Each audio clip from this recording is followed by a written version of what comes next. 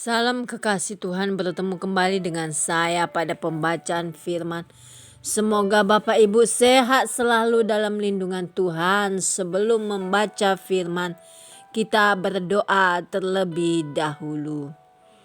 Tuhan Yesus yang Maha Ajaib, Maha Suci, kami datang sujud bersimpu di bawah kaki-Mu. Kami datang menyembah Engkau, Juru Selamat pribadi kami. Tiada Allah lain yang kami sembah selain Yesus Tuhan. Engkaulah terang dan keselamatan kami, perisai gunung batu kami. Engkaulah jalan yang lurus yang kami tempuh. Urapi kami ya Allah Roh Kudus dengan seluruh pendengar yang mendengarkan firman. Terangi hati dan pikiran kami saat membaca firman ini. Kami mulai pembacaan firman hanya di dalam nama Tuhan Yesus yang Maha Suci, Maha Ajaib, Maha Mulia. Haleluya. Amin. Kisah Para Rasul 3. Petrus menyembuhkan orang lumpuh. Pada suatu hari menjelang waktu sembahyang, yaitu pukul 3 petang, naiklah Petrus dan Yohanes ke bait Allah. Di situ ada seorang laki-laki yang lumpuh sejak lahirnya sehingga ia harus diusung. Tiap-tiap hari orang itu diletakkan dekat pintu gerbang bait Allah yang bernama Gerbang Indah untuk meminta sedekah kepada orang yang masuk ke dalam bait Allah. Ketika orang itu melihat bahwa Petrus dan Yohanes hendak masuk ke bait Allah, ia meminta sedekah. Mereka menatap dia dan Petrus berkata, "Lihatlah kepada kami." Lalu orang itu menatap mereka dengan harapan akan mendapat sesuatu dari mereka. Tetapi Petrus berkata, "Emas dan perak tidak ada padaku, tetapi apa yang kupunyai kuberikan kepadamu. Demi nama Yesus Kristus, orang Nazaret itu, berjalanlah." Lalu ia memegang tangan kanan orang itu dan membantu dia berdiri. Seketika itu juga kuatlah kaki dan mata kaki orang itu. Ia melonjak berdiri, lalu berjalan kian kemari dan mengikuti mereka ke dalam bait Allah, berjalan dan melompat-lompat serta memuji Allah. Seluruh rakyat itu melihat dia berjalan sambil memuji Allah. Lalu mereka mengenal dia sebagai orang yang biasanya duduk meminta sedekah di gerbang indah bait Allah. Sehingga mereka takjub dan tercengang tentang apa yang telah terjadi padanya. Khotbah Petrus di Serambi Salomo. Karena orang itu tetap mengikuti Petrus dan Yohanes, maka seluruh orang banyak yang sangat keheranan itu datang mengerumuni mereka di serambi yang disebut Serambi Salomo.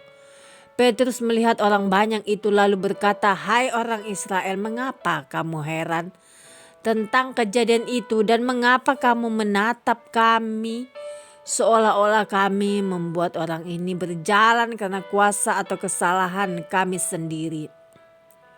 Allah Abraham, Ishak dan Yakub, Allah nenek moyang kita, telah memuliakan hambanya, yaitu Yesus, yang kamu serahkan dan tolak di depan Pilatus. Walaupun Pilatus berpendapat bahwa ia harus dilepaskan, tetapi kamu telah menolak yang kudus dan benar, serta menghendaki seorang pembunuh sebagai hadiahmu. Demikianlah ia, pemimpin kepada hidup, telah kamu bunuh,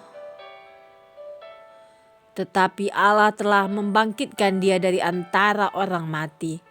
Dan tentang hal itu kami adalah saksi. Dan karena kepercayaan dalam nama Yesus, maka nama itu telah menguatkan orang yang kamu lihat dan kamu kenal ini.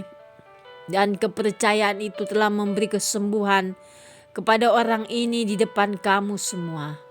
Hai saudara-saudara, aku tahu bahwa kamu telah berbuat demikian karena ketidaktahuan, sama seperti semua pemimpin kamu. Tetapi dengan jalan demikian Allah telah menggenapi apa yang telah difirmankannya dahulu dengan perantaraan nabi-nabinya, yaitu bahwa Mesias yang diutusnya harus menderita Karena itu sadarlah dan bertobatlah, supaya dosamu dihapuskan, agar Tuhan mendatangkan waktu kelegaan dan mengutus Yesus yang dari semula diuntukkan bagimu sebagai Kristus.